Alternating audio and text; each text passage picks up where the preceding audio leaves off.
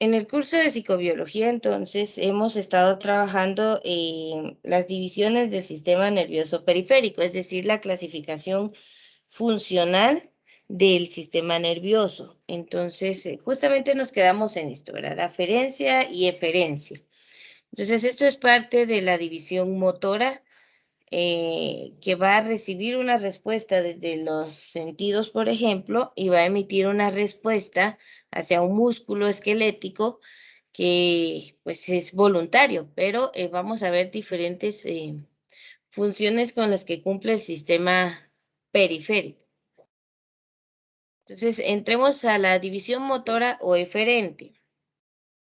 Es parte de del sistema periférico somático, ¿sí? Eso sí vamos a tenerlo ahí e ir haciendo esas aclaraciones. La división motora o eferente es parte del sistema nervioso somático. Entonces, esta división transporta los impulsos desde el sistema nervioso central hasta los órganos efectores, o sea, los músculos y glándulas, los que van a hacer algo en el cuerpo. Entonces, la función de esta división es enviar una respuesta. Es parte del sistema periférico somático porque es voluntario. Los músculos van a hacer lo que usted les pida, ¿verdad? Moverse, correr, caminar. Hay un impulso nervioso que va desde el cerebro hasta ese músculo para que haga su función. Algunas cosas pensamos en hacerlas, otras pareciera que las hacemos en automático, pero el sistema nervioso está enviando una respuesta por medio de la eferencia. También estos impulsos pues van a activar a los músculos y las glándulas, es decir, provocan una respuesta motora. Usted se mueve, bueno, sus glándulas liberan hormonas o realizan algo, ¿verdad? Por ejemplo, cuando usted va a sudar, eso es gracias a las glándulas sudoríparas. Y pues estas se activan cuando hay un impulso nervioso, hay una respuesta del cuerpo que está tratando de mantener el equilibrio de la temperatura, porque sudamos cuando hay mucho calor. Y es un mecanismo que trata de refrescar el cuerpo y mantener estable la temperatura de 37 grados centígrados. Ese es un mecanismo, pero está mediado siempre por el sistema nervioso, ¿verdad? Entonces, esta división motora o eferente, que es la que efectúa la respuesta del sistema nervioso central, es parte del sistema nervioso somático, o sea, el que va conectado a todo el cuerpo. Y más que todo, que emite una respuesta motora, ¿verdad? Que hacemos algo. Entonces, el sistema nervioso somático se divide en dos. Este de acá, que era el sistema nervioso aferente, sensitivo, y el sistema nervioso somático, sistema nervioso motor, que es eferente. Entonces, piense, los sentidos hacen que el cerebro reciba información, eso es aferencia, va para adentro. Y los músculos, y bueno, esta división hace que la respuesta salga del sistema nervioso central y llegue a músculos y glándulas. Va para afuera del sistema nervioso central. Eso es eferencia. Esas son las dos divisiones del sistema nervioso periférico somático, ¿sí? Aferente es a través de los sentidos, de afuera hacia adentro. Y eferente es a través de músculos y glándulas, porque va de adentro hacia afuera. Entonces, esas son las dos divisiones del sistema periférico somático. Es justamente lo que vimos en esta imagen. Aquí sería la división sensitiva y aquí sería la división motora. Una que recibe de afuera, de un sentido, hacia el sistema nervioso central, y la eferente que lleva del sistema nervioso central hacia afuera, hacia un músculo o una glándula, quien vaya a efectuar la respuesta. Esas son las dos divisiones del sistema nervioso periférico somático. Aparte de pues tenemos la división autónoma que ustedes están viendo en esta parte, que pues nos va a hablar de tres, aunque yo únicamente vamos a ver estas primeras dos, ¿sí? El sistema nervioso periférico en su división autónoma, va a hablar de una división simpática y parasimpática, ¿sí? Entonces, de esas vamos a hablar también en esta clase. Si alguien está tomando nota de alguna presentación, de alguna diapositiva, me avisa, porque por ejemplo ahorita voy a cambiar, pero no sé si alguien está anotando algo.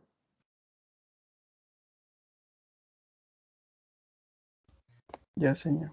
Gracias. Ok, pasemos entonces acá. Esta sería la división parasimpática, que en el primer cuadro la habíamos visto como parasimpatética, pero se oye mejor parasimpática.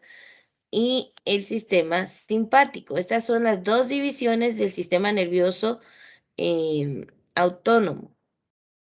Estas son dos divisiones que usted no controla de manera consciente, pero que hacen que el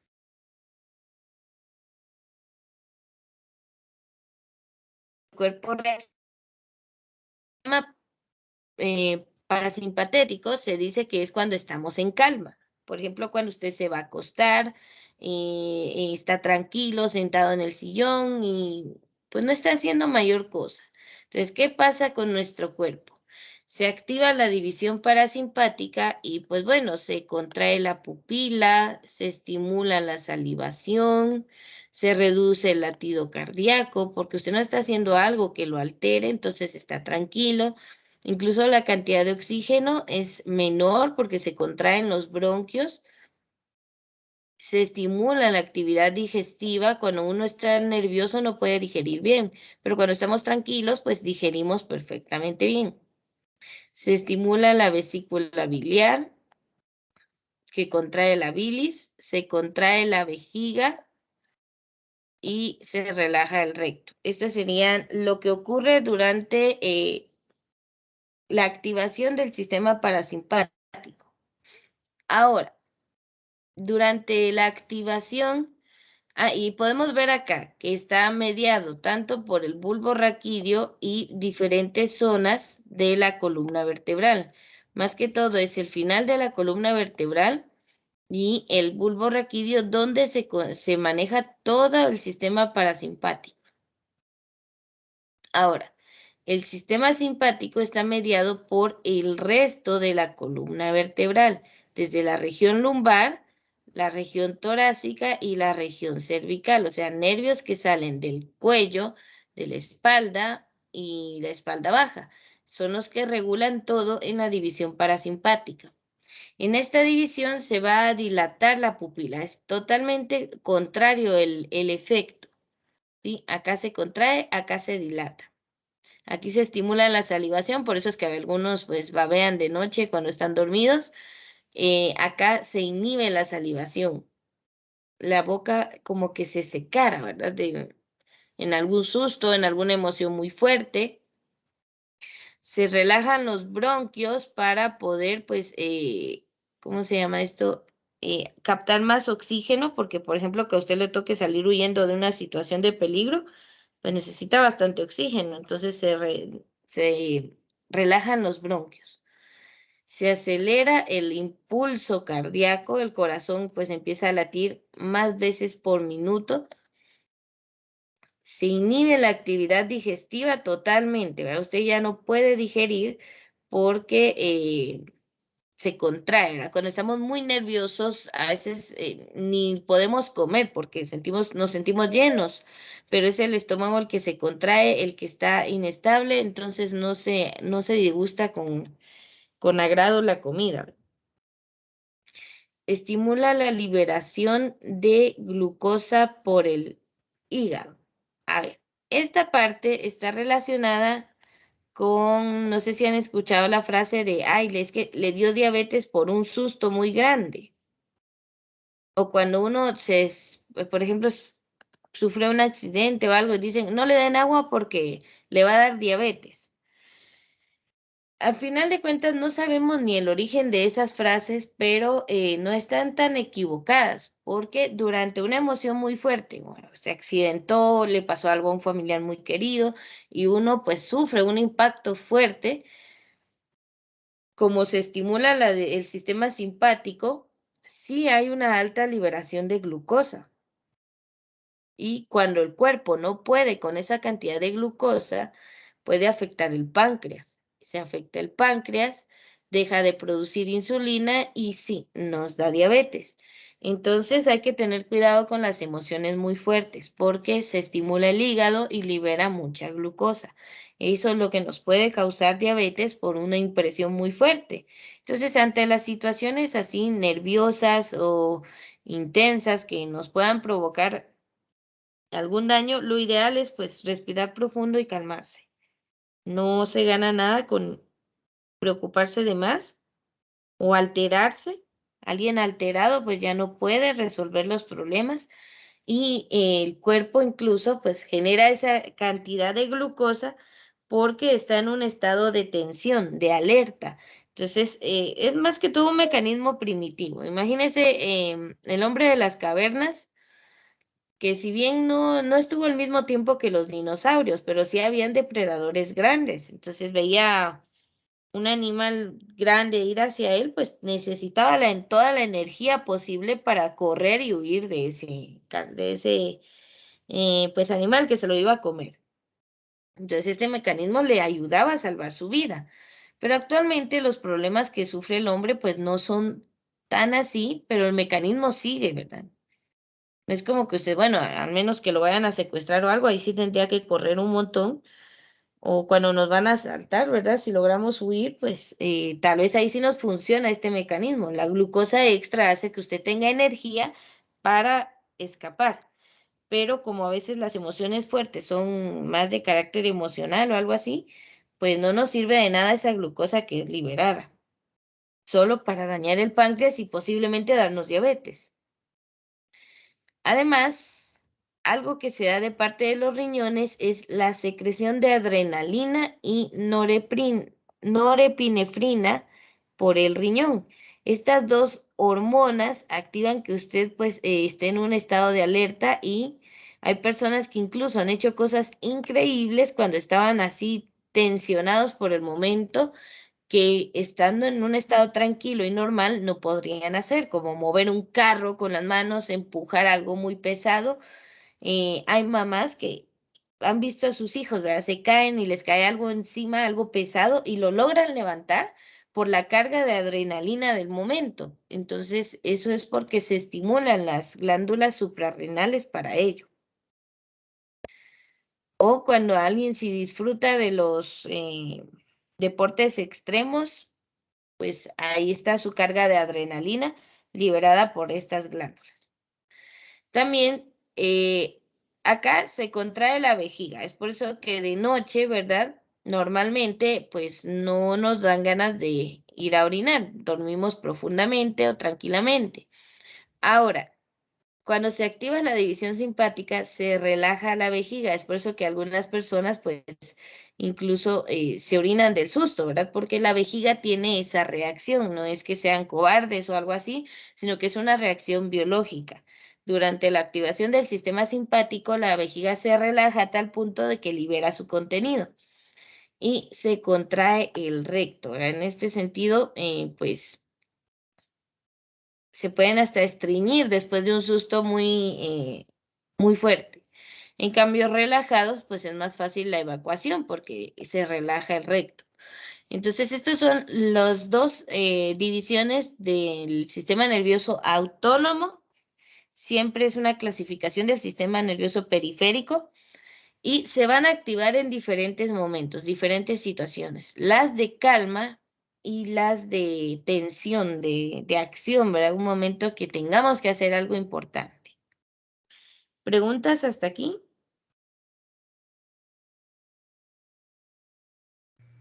No sé. Muy bien. ¿O alguien que esté tomando nota?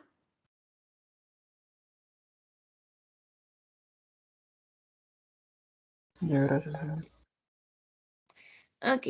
Creo que la siguiente imagen es muy similar, siempre hablando de la división simpática y parasimpática. Y acá tenemos, ¿verdad? Entonces, Es una tabla más, la podemos estudiar también, ¿verdad? Las funciones del sistema nervioso autónomo, pues tenemos varias estructuras ahí que pueden ser afectadas por esta división. Hay un efecto simpático y un efecto parasimpático. Acá esto le faltó una tilde. Vale. El iris del ojo, ¿verdad? Simpático se dilata, parasimpático se contrae la pupila. El músculo ciliar del ojo se relaja en el simpático y se contrae en el parasimpático. Las glándulas salivares se reduce la secreción en el simpático y se aumenta la secreción en el parasimpático. La glándula lagrimal se reduce la secreción durante el efecto simpático y se aumenta la secreción durante el efecto parasimpático. El corazón aumenta la frecuencia y la fuerza de la contracción cuando estamos activos, ¿verdad? En el efecto simpático. Disminuye esa frecuencia y la fuerza de contracción cuando estamos tranquilos en la división parasimpática. Los bronquios se dilatan en el efecto simpático y se contraen en el efecto parasimpático. El aparato digestivo disminuye la motilidad durante el simpático, es decir, no se mueve fácilmente el alimento por todos los conductos del sistema digestivo, lo que causa que cueste digerirlos. Y en cambio, en el parasimpático, pues sí, se aumenta la motilidad, es más fácil digerir estando tranquilos. Las glándulas sudoríparas se aumentan su secreción cuando estamos en acción, ¿va? Cuando el efecto simpático está activado. Y pues bueno, no ocurre nada en el efecto parasimpático, no hay más secreción de sudor. Los músculos erectores del pelo se contraen durante el efecto simpático. Cuando se nos pone la piel de gallina, que decimos que todos los vellitos de los brazos pues se ven como levantaditos, este es una respuesta a una situación de tensión. Y miren, esto de la piel de gallina pues es bastante observable en los humanos, pero aún más, si no sé si han visto alguna vez un perro que esté listo para pelear, todos los vellos del lomo, ¿verdad? Se le levantan. Igual un gato cuando está asustado o lo corrió un perro o se iba a pelear con otro gato, a veces se esponjan. Lo que sucede es que también tienen esta respuesta. Todos los músculos erectores de sus vellos, de su pelaje, se activan, se contraen y por eso se ven así, ¿verdad? Todos despeinados, se les levanta el pelaje en señal de que están alerta, ¿verdad? Entonces, eso ocurre en los humanos, pero también en animalitos como los gatos y los perros. Si se dan cuenta, lo de esta tabla es lo mismo de la tabla anterior. Igual nos señala qué órganos son los afectados por cada una de estas divisiones, tanto simpática como parasimpática. Simpática es de alerta, de acción, y parasimpático es de calma y relajación. Entonces, lo único nuevo aquí es la glándula sudorípara y los músculos erectores del pelo.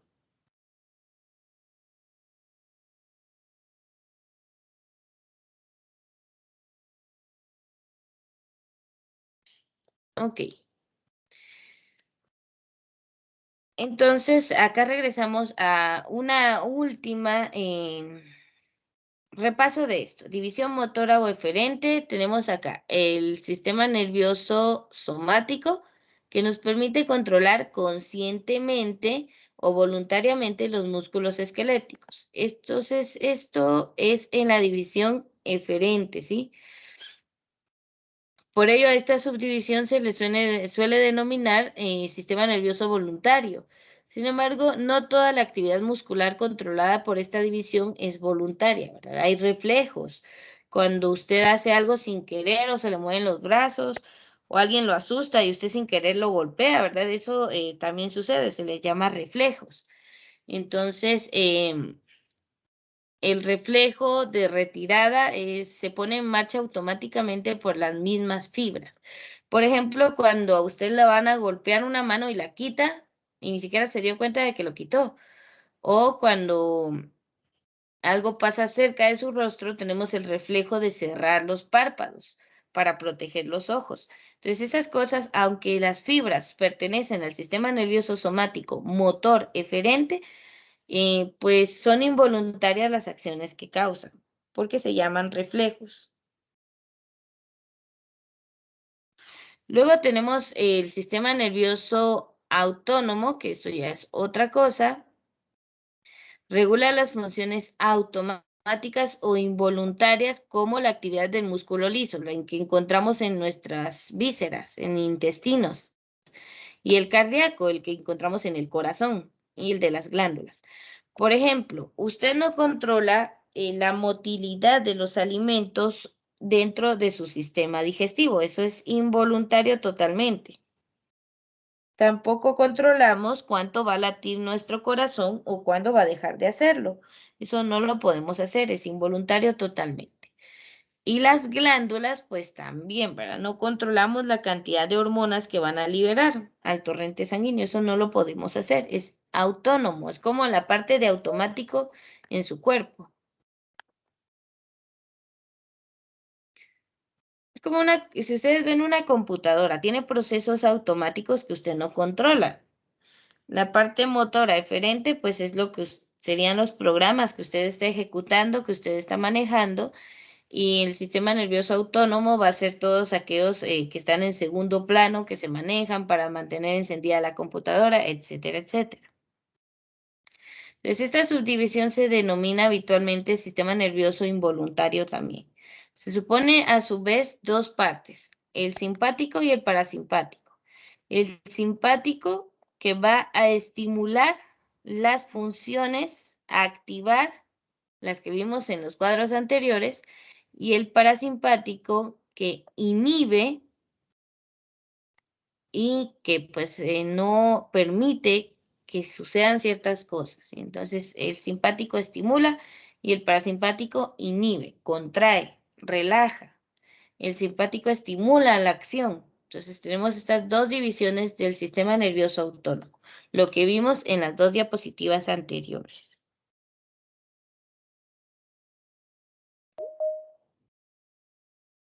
Pueden tomar nota en lo que le doy aquí ingreso a un compañero. En lo que escriben, les recuerdo que el examen corto número 3 todavía está activo, solo 17 personas lo hicieron y vale 10 puntos, entonces sí hay que hacerlo. Y el examen corto de hoy va a estar publicado a las -4, entonces vamos a tratar de terminar la clase antes de ese momento, para que puedan ir a hacerlo de una vez, porque después se les olvida.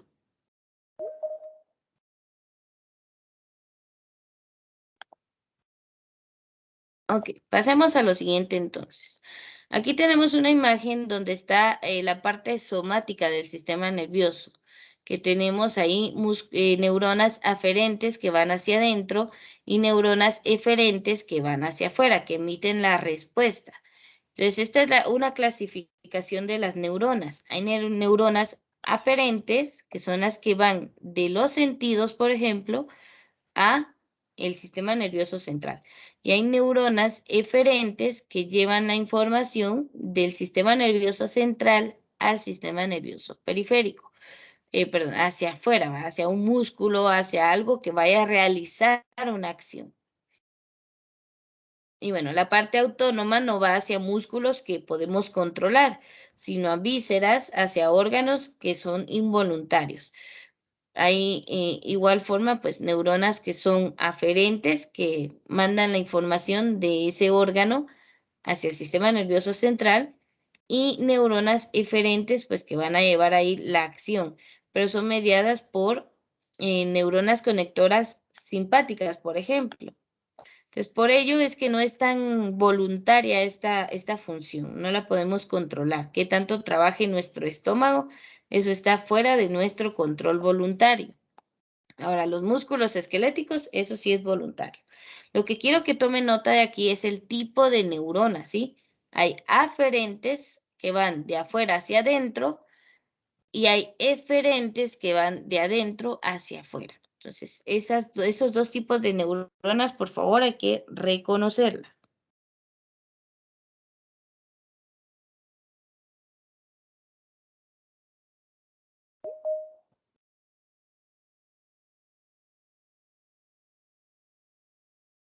Veamos, ahora le voy a dar ingreso a otra persona.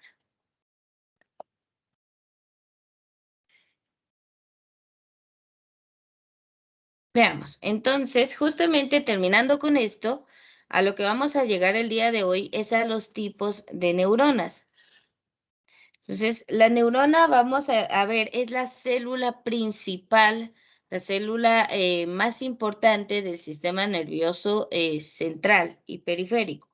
Voy a aclarar de que no es la única célula presente en el cerebro. Nos la han vendido así toda la vida. Dicen, en células del cerebro, neuronas.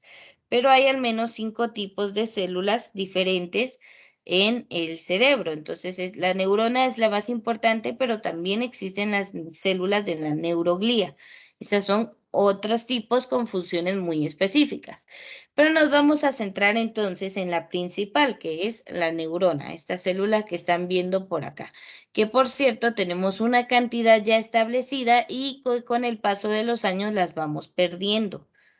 No realizan división mitótica, por lo tanto, usted nace con un número de neuronas que si no las cuida, pues las va perdiendo y son aquellas personas que cuando llegan a la tercera edad tienen demencia senil o Alzheimer y todas estas enfermedades degenerativas. Entonces, lo ideal es que usted cuide sus neuronas, consumiendo muchos alimentos ricos en omega 3, omega 6, y pues leyendo, usando la imaginación y dejando de ver tanta televisión o redes sociales.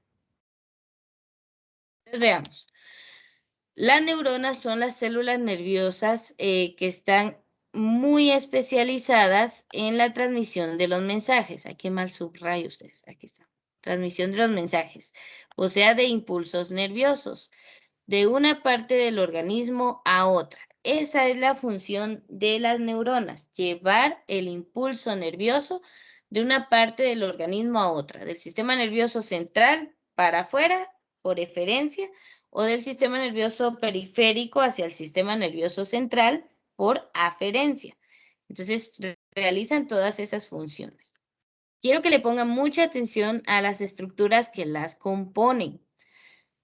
Tienen un núcleo en esta parte, pues un poquito más grande que se llama soma, ¿sí? Eso que señalé dentro del cuadro es el cuerpo celular, pero también le podemos llamar soma.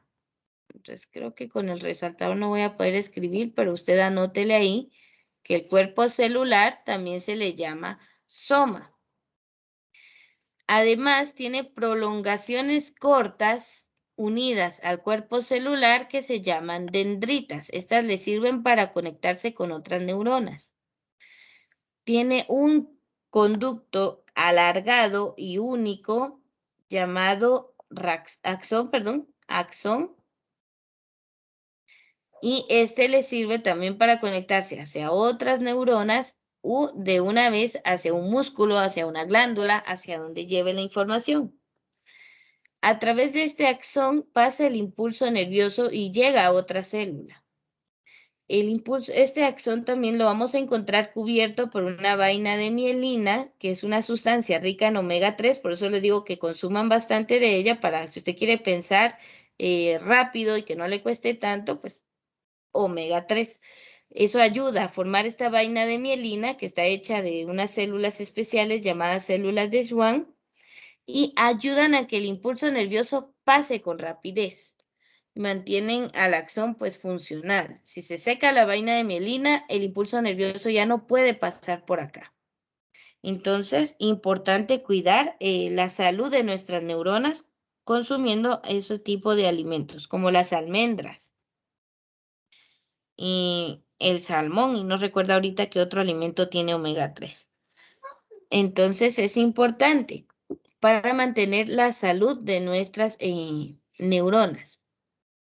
Al final del axón, este se divide en pequeñas terminales, que son o botones sinápticos, que es lo que vemos acá, donde se conectan a otras neuronas o a órganos pues, que van a realizar lo que la neurona manda, ¿verdad? Entonces, y lo que vemos acá, los nodos de Rambier son estos pequeños espacios del axón donde no hay células de Schwann, que son las que contienen la mielina. Entonces, esa es la estructura de una neurona y sí necesito que la repasen. Esto viene en el corto, de una vez lo aviso. Entonces, repásenlo y también es parte importante para el examen de unidad.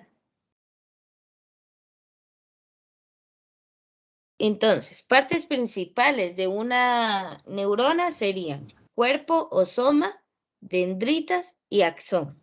Esas son las tres partes que todas las neuronas van a tener.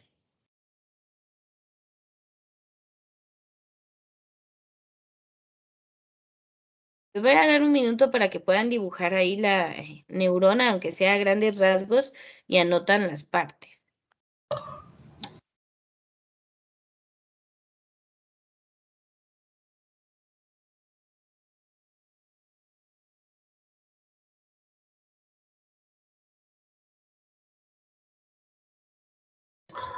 Ya.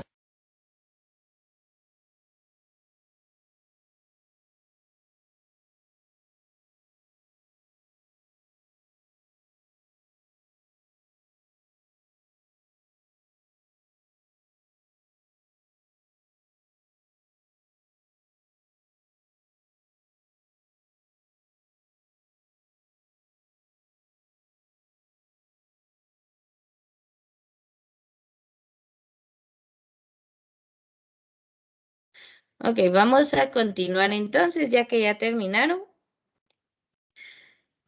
Acá pues estamos viendo una imagen quizás un poco más realista y finalmente pues una imagen real también. Entonces tenemos acá lo mismo, ¿verdad? Las neuronas al final de cuentas son células, entonces van a tener siempre su núcleo, mitocondrias y bueno, todo esto dentro del soma o cuerpo de la neurona. De este pues las dendritas, que son esas prolongaciones cortas, y el axón, que es esta prolongación que a veces puede estar dividido en otras ramas colaterales o pueden haber dos axones dependiendo del tipo de neurona que sea. Tenemos las células de Schwann que forman la vaina de mielina y al final los terminales axónicos. Esta es la imagen de una neurona dentro del tejido nervioso y ahí está su soma, núcleo, dendritas y también el axón, que sería este conducto que pues obviamente va a seguir un poquito más largo. Entonces, pues son neuronas, las neuronas son células bastante grandes, es la de las más grandes del cuerpo humano, de 50 micrómetros algunas, y pues también estas terminales nerviosas son las que forman los nervios del cuerpo, entonces son células bastante grandes. Y bueno, entonces tenemos ahí todas las estructuras. Las dendritas, entonces, bueno, veamos qué es cada una de las cosas. En el cuerpo celular o soma, pues está el núcleo, el citoplasma, mitocondrias, todo lo que una célula normal tiene. Las dendritas, pues vamos a tener que son prolongaciones neuronales aferentes, son las que reciben la información, reciben las señales. O sea, para que una información llegue a una neurona, tiene que entrar por las dendritas. El axón, que es ese conducto largo que va a llegar hasta las fibras musculares, pues es una fibra única y es eferente. El axón es la parte eferente de la neurona porque conduce los impulsos hacia afuera. Se extiende a otras partes del sistema nervioso, a un músculo o hasta una glándula. Entonces, en su extremo hacen contacto con otras neuronas o con otras fibras musculares. ¿Y qué es el impulso nervioso? Pues va a ser los cambios electroquímicos propagados en forma activa por potenciales de acción, es decir, un mensaje que se va a enviar de forma activa a través del cuerpo de la neurona hacia el axón para llegar ya sea pues a fibras musculares u otra cosa, ¿verdad? Entonces tenemos ahí tres definiciones importantes. Las dendritas que reciben información para la célula llamada neurona hacia su cuerpo y el axón que va a ser eferente porque saca el impulso nervioso de la neurona hacia otra parte del cuerpo, la envía. Entonces ahí tenemos otro ejemplo de aferencia y eferencia.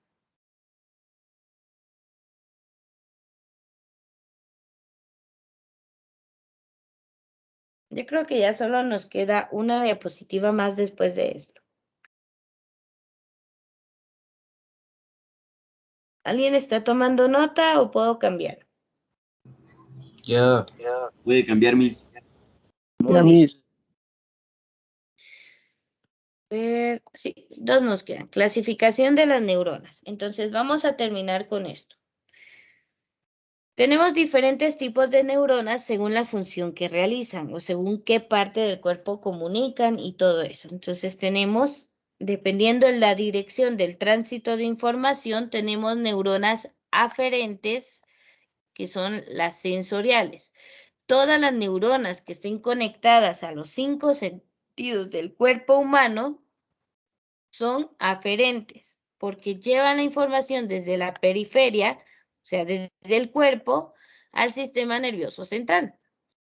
Por ejemplo, si usted está viendo algo, ahí hay neuronas que le ayudan en el nervio óptico que captan lo que usted está viendo ahorita y llevan esa información hacia el cerebro.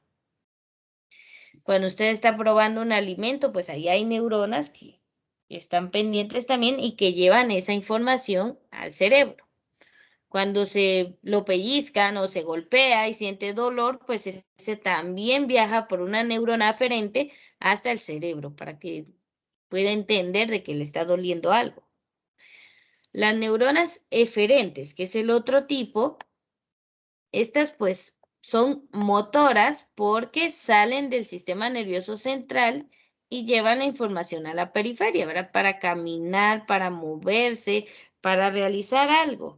Entonces, pues estas son las motoras, las que podemos controlar, al menos esa respuesta motora, de decir, bueno, voy a mover ahorita mis brazos, voy a mover una pierna, pues lo podemos hacer porque las neuronas eferentes llevan esa orden del cerebro al músculo que va a realizar la acción.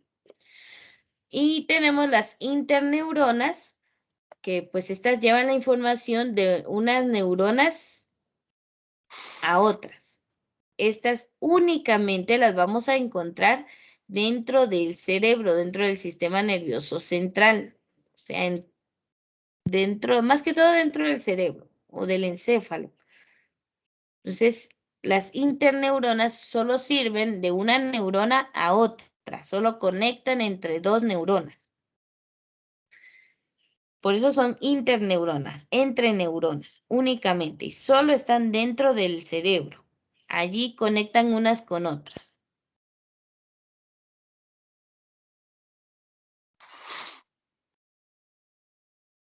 No sé si le están tomando capturas o si están tomando nota, pero esta es importante. Y esta es la clasificación de según el punto de vista funcional, o sea, cómo funcionan nuestras neuronas. Se clasifican solo en 3, pero no es la única clasificación que existe para ver los tipos de neuronas. También está la división estructural, la clasificación estructural de neuronas. Pero aquí, bueno, necesito que tengan estas 3. Las aferentes, las eferentes y las interneuronas, según la función que realiza. Ahora, los tipos de neuronas, según su forma, van a ser según si tienen prolongaciones, si tienen qué tan largo es el axón o la forma del pericarión, que es toda esta estructura que las recubre, pues vamos a encontrar neuronas diferentes. Tenemos las neuronas unipolares que solamente tienen un cuerpo y una sola prolongación, un solo axón. Las bipolares, que son las sensoriales, tienen 2 prolongaciones. Las pseudo-unipolares tienen una sola prolongación, pero que no sale directamente es como que este axón se dividiera para ambos lados. Y el cuerpo del soma queda en esta posición. La neurona multipolar, que son las motoras, esta es la forma más famosa de las neuronas, ¿verdad? Es la que nos presentan siempre, que tiene sus dendritas y su axón. Son las motoras, pero no son las únicas que existen. También están las neuronas piramidales, que son las cognitivas. Estas son las interneuronas. ¿sí? Estas son las que están dentro del cerebro. Y son las que se supone se activan cuando usted está pensando en algo, cuando aprende algo. Son las neuronas piramidales las que forman conexiones entre sí y pues cada vez que usted, por ejemplo, cuando aprendió a manejar bicicleta, se formaron nuevas conexiones entre estos tipos de neuronas y cuando usted vuelve a subirse a una bicicleta, se activan y funcionan porque ya tiene esa conexión hecha. Usted ya lo aprendió, ya no se le olvidó. Es gracias a las neuronas piramidales que se conectan unas con otras dentro del sistema nervioso central y nos ayudan a razonar, a pensar y por ello son cognitivas. Son las famosas interneuronas, las que hay dentro del cerebro. Entonces, las multipolares, que son motoras, llevan la información que reciben hacia los músculos. Y las pseudounipolares, pues que son sensoriales, que reciben, por ejemplo, de la piel la señal de que hay frío y la llevan hacia las neuronas del cerebro que envían la información luego a una motora para que envíe el impulso a los músculos y por eso cuando hay frío usted tiembla porque es una respuesta de los músculos de que al moverse, al agitarse van a generar calor por energía cinética. Entonces, hay toda una conexión entre todos estos tipos de neuronas, ¿verdad?